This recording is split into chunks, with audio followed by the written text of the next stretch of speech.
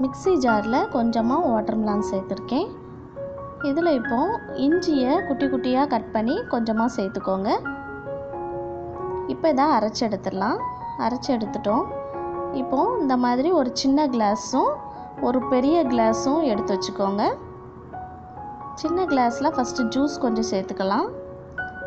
இப்போ இதில் 3 டீஸ்பூன் போல் lemon juice சேர்த்துக்கோங்க. அப்புறமா கொஞ்சமாக உப்பு சேர்த்துட்டு மேலே கொஞ்சம் ஜூஸ் சேர்த்துக்கோங்க.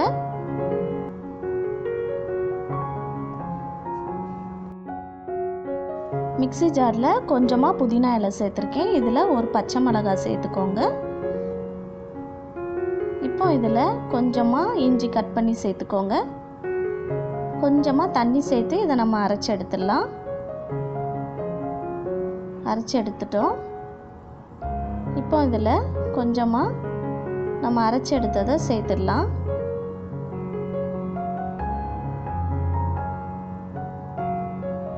இப்போ இதில் லெமன் ஜூஸ் கொஞ்சம் சேர்த்துடலாம்.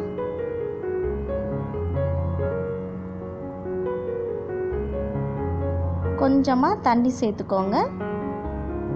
இப்போ இதில் கொஞ்சமாக உப்பு சேர்த்து நல்லா மிக்ஸ் பண்ணிக்கோங்க.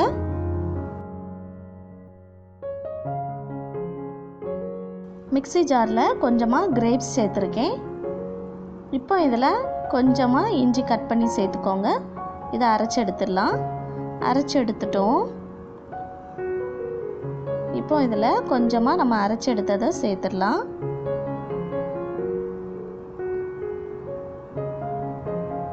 கொஞ்சமாக லெமன் ஜூஸ் சேர்த்துடலாம்.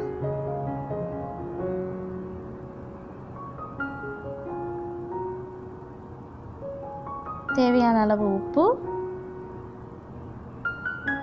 அப்புறமா கொஞ்சமாக கிரேப் ஜூஸ் சேர்த்துக்கோங்க.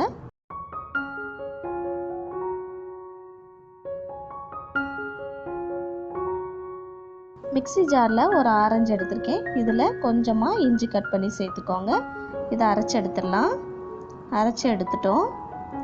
இப்போ இந்த சின்ன கிளாஸில் இதை கொஞ்சம் சேர்த்துடலாம்.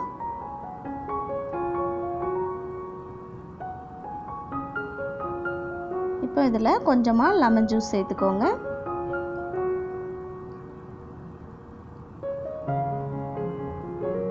கொஞ்சமாக உப்பு சேர்த்துக்கலாம். இப்போ இதுக்கு மேலே கொஞ்சமாக ஜூஸ் சேர்த்துக்கோங்க.